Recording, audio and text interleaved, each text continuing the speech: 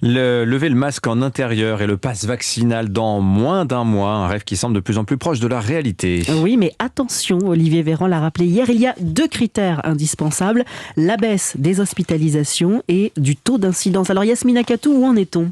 Eh bien, toutes les courbes sont en chute libre. Pour la 3e semaine consécutive, les contaminations diminuent, moins 44% par rapport à la semaine dernière.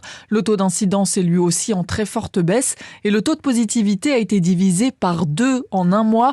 Cela veut dire qu'aujourd'hui, sur 100 000 tests réalisés, 1200 ressortent positifs.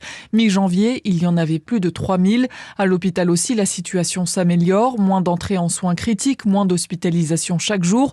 Il est donc temps de baisser les masques, dit Alice Desbioles, épidémiologiste. Bien sûr, la levée des restrictions me semble tout à fait raisonnable. Elle me semble même nécessaire pour éviter de dégrader la santé mentale, la santé physique, l'accès aux soins qui peuvent être compromis, notamment du fait, par exemple, du pass sanitaire qui est demandé pour entrer dans un hôpital ou dans une clinique. Et les dernières projections de l'Institut Pasteur sont elles aussi très optimistes, alors qu'hier, près de 1900 nouveaux malades ont été admis à l'hôpital.